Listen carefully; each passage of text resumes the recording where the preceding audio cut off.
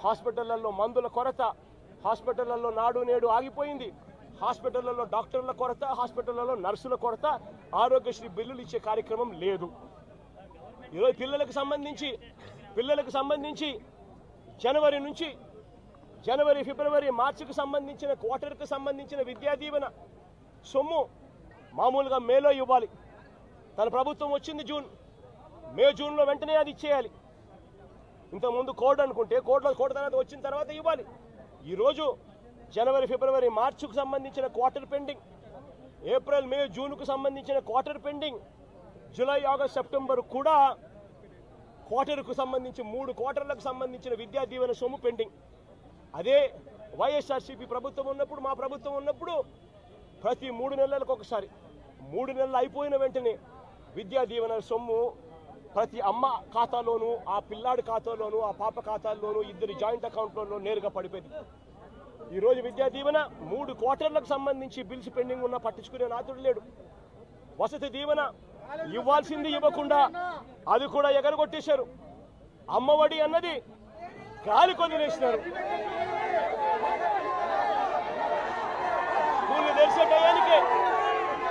స్కూళ్ళు తెరిసే టయానికే ప్రతి తల్లి కూడా తమ పిల్లల్ని సంతోషంగా బడులకు పంపించేట్టుగా అమ్మఒడి అనే సొమ్ముతో తల్లి ఖాతాల్లోకి నేరుగా పడిపోయే పరిస్థితి గతంలో వైఎస్ఆర్సీపీ ప్రభుత్వం.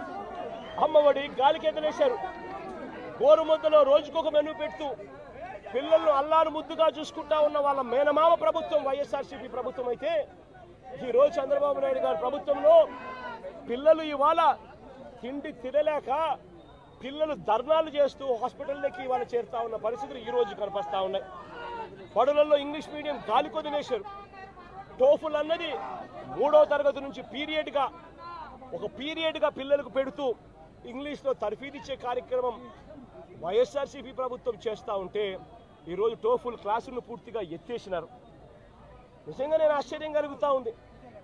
గవర్నెన్స్ విషయంలో అదే వైఎస్ఆర్సీపీ ప్రభుత్వం ఉన్నప్పుడు, అదే వాళ్ళ జగనన్న ప్రభుత్వం ఉన్నప్పుడు, ఆ పేదల జగనన్న ప్రభుత్వం ఉన్నప్పుడు ప్రతి పథకము డోర్ డెలివరీ జరిగేది. పెన్షన్ ఇంటికే వచ్చేది, రేషన్ ఇంటికే వచ్చేది. ఈరోజు పెన్షన్ గాలి కొదిలేసినారు. జన్మభూమి కమిటీల చుట్టూ తిరగాల్సి వస్తూ ఉంది. ఈరోజు రేషన్ అన్నది ఇంటికి రావడం అన్నది కథ దేవుడెరుగు, వస్తే చాలన్నట్టుగా తయారైపోయింది. ఇంటి వద్దకే వచ్చే వాలంటీర్ల వ్యవస్థ కుప్పకూలిపోయింది. వాలంటీర్లను మోసం చేసినారు. సచివాలయ సిబ్బందిని కూడా ఇష్టం వచ్చినట్టుగా వాళ్ళను అక్కడికి ఇక్కడికి సచివాలయ వ్యవస్థను నిర్వీర్యం చేసేందుకు అక్కడికి ఇక్కడికి ట్రాన్స్ఫర్ ఆర్డర్లతో చేసేసి సచివాలయ వ్యవస్థను కూడా కుప్పకూల్చారు. గవర్నెన్స్ లేదు, డోర్ డెలివరీ లేదు, స్కూళ్ళు బాగలేవు. స్కూల్ పిల్లలకు ఇచ్చాల్సిన విద్యా దీవెన, వసతి దీవెన, అమ్మఒడి ఇవన్నీ కూడా ఆగిపోయాయి. హాస్పిటల్స్ బాగలేవు, రైతుల పరిస్థితి బాగలేదు. ఇక సూపర్ 6, సూపర్ 7 గురించి మాట్లాడాల్సి వస్తే వాటి గురించి ఏమైనాయా చంద్రబాబు అని అంటే, ఇదే పెద్ద మనిషి చంద్రబాబు నాయుడు నోట్లో నుంచి వచ్చే మాటలు ఏమిటి? సూపర్ 6 అంటే ఏమిటి నాకు గుర్తులేదే అని అంటారు. సూపర్ 6, సూపర్ 7 ఇవా డబ్బులు లేవు రాష్ట్రంలో అని ఇవాళ అంటా ఉన్నారు. ఇవాళ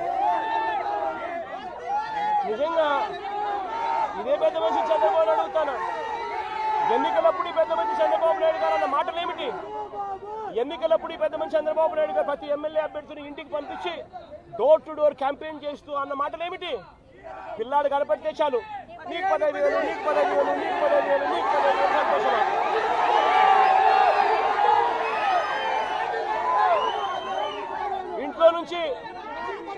ఇంట్లో నుంచి ఆ పిల్లల అమ్మ బయటకు వచ్చింది అంటే, ఆ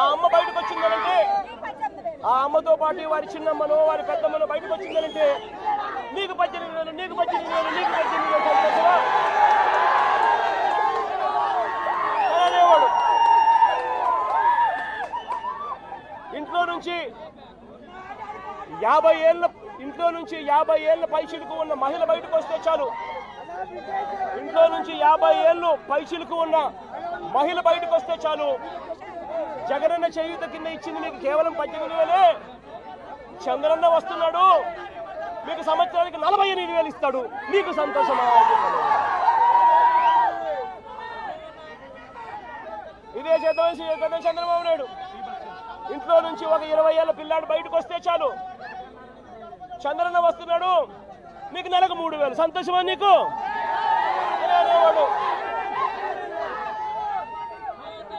ఇంట్లో నుంచి కండువా వేసుకొని రైతు బయటకు వస్తే మీకు 20,000. సంతోషమా?